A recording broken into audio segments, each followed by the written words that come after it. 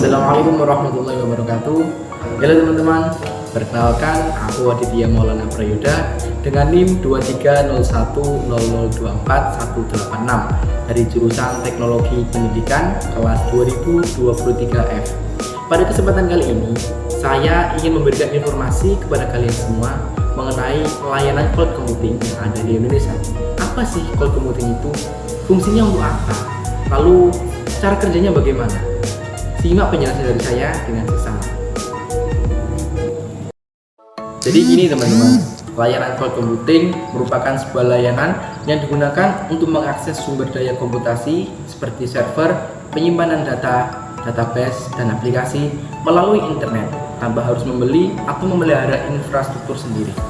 Cloud computing ini terdapat 3 jenis atau 3 model, yaitu yang model pertama, infrastruktur as a service atau disingkat dengan IaaS.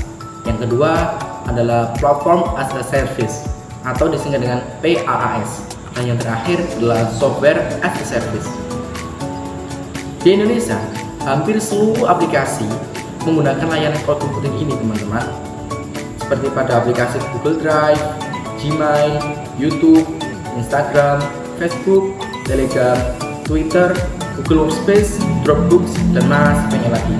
Penggunaan layanan cloud computing ini dirasa efektif dan efisien karena akses untuk menggunakannya mudah dan biaya yang digunakan untuk mengaksesnya pun relatif murah. Hal ini menjadi sebuah alasan mengapa layanan cloud computing ramai dipakai di Indonesia. Pada model infrastruktur as a service, cara kerjanya pun hampir sama seperti dengan komputer server pada umumnya. Namun yang membedakan, pada layanan ini bisa diakses secara online dari mana saja dan kapan saja. Kelebihan dari model ini yaitu yang pertama, lebih hemat biaya penggunaannya. Yang kedua, infrastrukturnya lebih stabil, dan yang ketiga, aksesnya mudah digunakan. Sedangkan kekurangan dari model ini yaitu yang pertama, keamanan yang masih rentan. Yang kedua, pengguna harus selalu mengupdate sistem. Karena pada layanan ini, sistem lama tidak bisa beroperasi pada sistem yang terbaru. Contoh aplikasi yang menggunakan model ini adalah Telkom Cloud, Amazon, Microsoft Azure, dan lain sebagainya. Jadi, layanan cloud computing model infrastruktur as a service adalah software cloud computing yang memiliki kemampuan sumber daya komputasi server dan juga penyimpanan data secara online. Platform as a service adalah model layanan cloud computing yang menyediakan platform cloud yang fleksibel dan terukur untuk mengembangkan, menyebarkan, menjalankan, dan mengelola aplikasi serta memberikan banyak manfaat termasuk waktu pemasaran yang lebih cepat dan kompleksitas manajemen yang efektif. Model layanan cloud computing ini memiliki beberapa kelebihan, yaitu yang pertama, hemat biaya penggunaannya. Yang kedua, kemudahan lisensi. Yang ketiga, pengembangan aplikasi lebih cepat, serta skalabilitas yang bisa disesuaikan dengan kebutuhan pengguna. Tetapi, layanan cloud computing ini juga memiliki beberapa kekurangan, yaitu yang pertama, ketergantungan kepada provider dalam penggunaannya, dan yang kedua, tingkat keamanan yang masih kurang terjamin.